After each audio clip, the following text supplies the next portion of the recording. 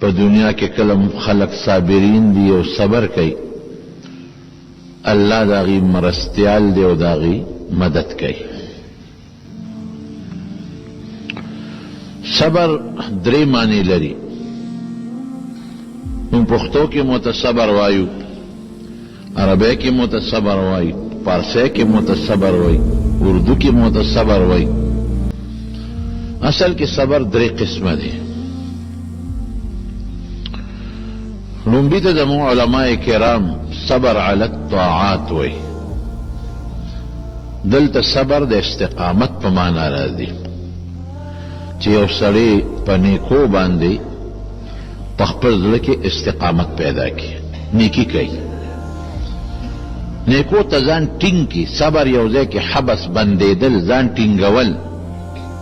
نیکو ته ځان ټینګ کړي، دا نه وایي چې اوهو دا ګرمي ده او په دې ګرمه کې به روژه سینګ نیسم. دا نه وایي چې دا خو سار وختي دی او زه به سار وختي تهجد سینګ پاسم. دا نه وایي چې دا خو زما باندې 1,00,000 روپۍ زکات راځي، دا به سینګ ورکوم. نه چې څومره عبادات دي، کاغه فرضي عبادات دي، کاغه نفلي عبادات دي، هغې باندې دې په خپل زړه کې استقامت او ټینګوالی پیدا کړي، دې ته یو قسم صبر دا شو. د صبر دویم قسم د ګناه نه ځان بندول دي. یو سړي ته د ګناه ماحول میسر شي، دته ګناه باقاعده بالکل داسې ګناه باندې رده قدرت راشي که دې دا ګناه کوي دې کولی شي. د هغې ګناه نه یو سړی ځان بند کړي، دې ته هم صبر وایي. دا خپل نفس د صبر خپله معنا بندول، بندېدل. نیکو سره دې ځان بند که او نیکو ته دې ځان وتړو، استقامت دې پیدا که، یو قسم شو. د ګناه نه دې خپل نفس بند که او خپل اندامونه دې بند، دې دویم قسم شو. دریم قسم هغه صبر دی چې زمونږ پښتانه ورته صبر وایي. مونږ دې دریم قسم ته صبر وایو. هغه څه شی دی؟ هغه په یو تکلیف او په یو مصیبت کې استقامت پیدا کول. مصیبت راشي او څه تکلیفونه راشي سړي ته، په نفس کې راشي، په بچو کې راشي، په مال کې راشي، او دې دا خپله غصه بنده کړي، دې دا خپل خفګان او دا خپل نفس قابو کی او بند کی. دا دریم قسم دی. نو قرآن شریف کې چې رب العالمین ذکر کوي او په حدیثو کې د دریو واړو قسمونو ذکر راغلی دی د صبر متعلق. خو عام چې مونږ په عرف کې کم صبر استعمالو، نو په دې قرآن او په حدیثو کې عموما د داسې قسمه صبر ذکر راځي. قرآن شریف کې الله یو موقع کې فرمایي وبشر الصابرین الذين اذا اصابتهم مصیبة قالوا انا لله وانا الیه راجعون. چې کوم خلق د مصیبت په وخت کې صبر وکي، دا دریم قسم صبر دلته ذکر شوی دی. مصیبت په وخت کې صبر وکي نو الله وی دله خوشا زیر ورکا، دې سړی ته زیر ورکا چې دی وی انا لله. د مصیبت وخت کې مون خدای وانا الیه راجعون، او مون به خدای ته واپس کیږو. ما کې خو زما په دې خپل وجود کې خو زما څه اختیار نشته. دا خپل مال خو صرف څوکیدار یم، دا خو د خدای دی.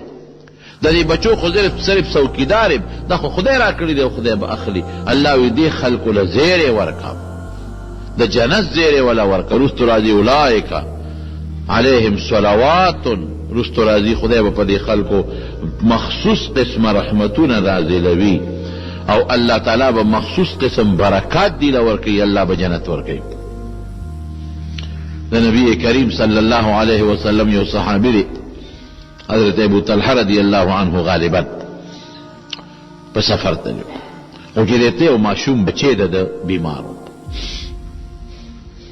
دی چې په سفر لاړو دراتلو کم ټیم دی د درا رسیدو نو بچی مړ شو او د شپې دی راو رسیدو شپې ته ماشوم مړ شو.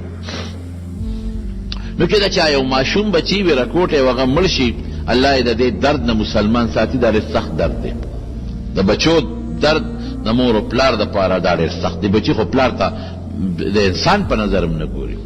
نن سبا خو بچی دا نه و چې دا مې پلار دی او دا مې مور، خو چې ته خپله پلار شو او مور شو بچی دې پیدا شي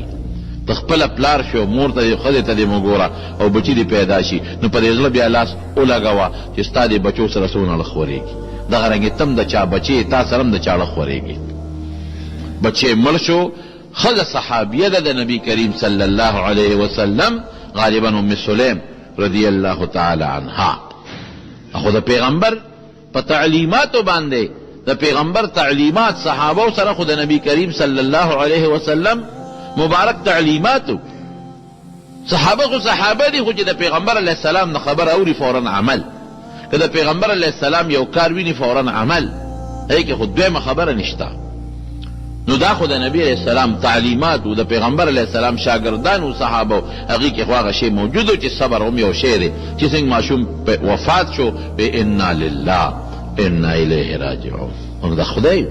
زه د خدای زما بچی د خدای موږ به ټول خدای ته زما دا بچی به هم خدای لذي زه به هم خدای لدم اوس دومره قابو یو منته حالانکه په ښځو کې دا جزع فزع دا شور او شغرپ او چغې دا ډېرې زیاتې دي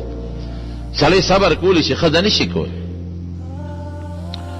دومره صبر یې وکړه چې په ګاونډ کې هم څوک خبر نه کړل که یو چغې واله او ماشوم مې مړ شو نو که نور څو ګاونډیانو خامخا خبرېدل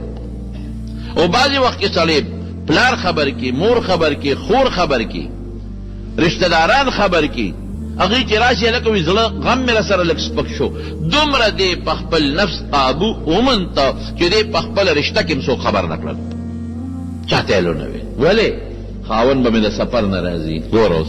خاوند به مې د سفر نه راځي نو چې دا اوس زه دلته جاړم او چغې وامه او خلک راشي او دا ماشوم وویني چې مړ دی نو په خاوند به مې د سفر ستړې ګډه وډه شي دې ته ایمان وي صحابو کې چې کوم ایمانو قسم دې صحابو کې چې کوم ایمانو ځکه خو الله فرمایي قرآن شریف کې یا چې آمنو کما آمن الناس ای خلکه د صحابو په شان ایمان راوړئ د صحابو ایمان دا زمونږ د پاره معیار دی معیار که چې دې ایمان کلک نه وي او مضبوط نه وي نو بیا به زمونږ د ایمان معیار نو ګرځېدلی مونږ ته چې خدای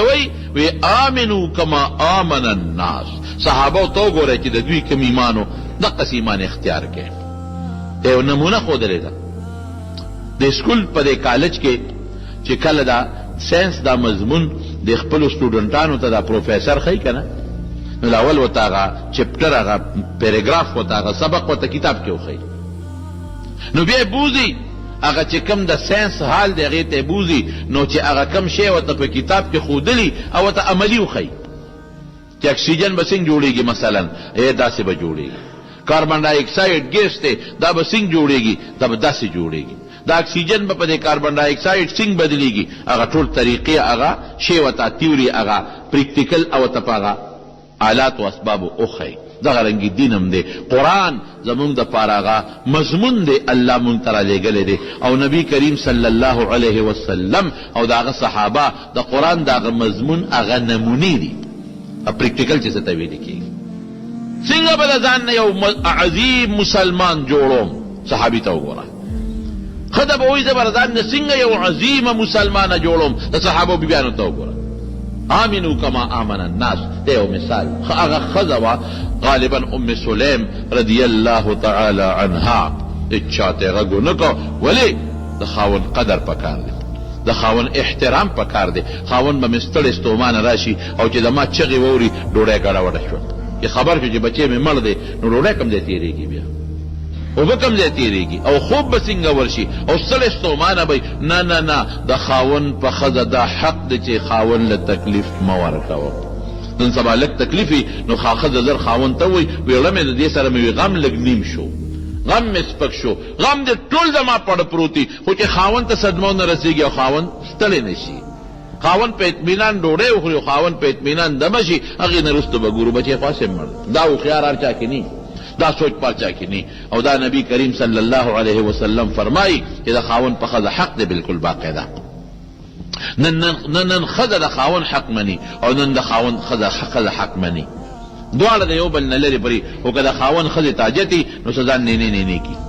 چې حاجت ختم شي قصه خلاصه شو که د ښځې خاوند ته حاجت نو ځان ته نینے کی فریاد مریاد وکړي او سترګې بوسې رابوسې کړي نو خاوند پرې رحم راشي نو خبره ومني او چې د هغې خپل هغه حاجت پوره شي بس بیا خیر و خلاص نه، حق د خاوند په ښځه دی او د ښځې په خاوند دی چې دا دواړه د خپلو حقوقو خیال وساتي، نو ژوند به مزیدار او ښایسته وي، بچي به ماغزه چل بیا زده کوي. نو دی ام سلیم هغه چغې خو څه کوي فریاد چې سترګې هم سرې نه شوې. بعضې وخت کې بنده له جاړه راشي او سترګې خو اوچي کي، سترګې هم سرې نه دي، دی کې خاوند راورسېد چې خاوند یې څنګه راورسېد د سفر نه، نو ښځې نه لومبې تپوس کوي کیف الصبیو، ماشوم څنګه دی، ماشوم څنګه دی؟ نو ښځه ورته څنګه وایي؟ خو دروغ هم نه وایي که نه، صحابیات دي د حضور پاک نه خو د خبرو چل زده کړی دی که نه. هغه ورته څه وایي؟ وی یو پوټې سایه قلاره شوې ده، هذا نفسه یا نفسه دواړه ویلی شي، هذا نفسه سایه یو پوټې لږه غوندې قلاره شوې ده، هو اسکنو یو پوټې دمه دی، دمه دی. اوس خاوند خو دا خیال وکړو چې بیماري جوړه شوې ده، او سا قلاره ده بیماری جوړه شوې ده. منځ کې د هغې څه مطلب و چې سا قلاره ده مړه دی، د هغې دې ته توریه وایي. د هغې څه مقصد و چې د دنیا د کړاو نه دمه د خیرت ته تللی دی. او ظاهر کې هغې یو مطلب واغې چې دروغجن هم نه شي، او خاوند بل مطلب واغې. د خاوند مقصد دا چې بچی جوړ شوی دی او وده دی، زر یې ورته ډوډۍ کېښوده. اوس که د دې معمولي م جړلې وې نو د سترګو د اوښکو نه به خاوند ته پته لګېده او که نه لګېده. دا کتابونو نه دي لیکلې، زه درته وایم که چېرته د دې لږ هم جړلې سترګې به سرې وې نو خاوند خامخا تپوس کوي ښځې ولې جاړې، سترګې دې ولې سرې دي، دا اوښکو باندې چل شوی دی. او د مخ نه هم پته لګي چې بنده غمجني، ستا مخ دې ولې بلبل شانتې دی، دا تندې دې ولې بلبل شانتې دی. یعنې په داسې انداز دا بیبي د خپل خاوند سره میلاو شوه چې خاوند یې محسوسه نه کړه چې ګنې دا ښځه خفه ده، یا جړلې دي یا پریشان. دې ته د خاوند حق وایي. دې زمانه کې خو چې خاوند د باره راشي پوټې غوندې ماشوم ته په لاره چا غوسه کړي، خیر دې په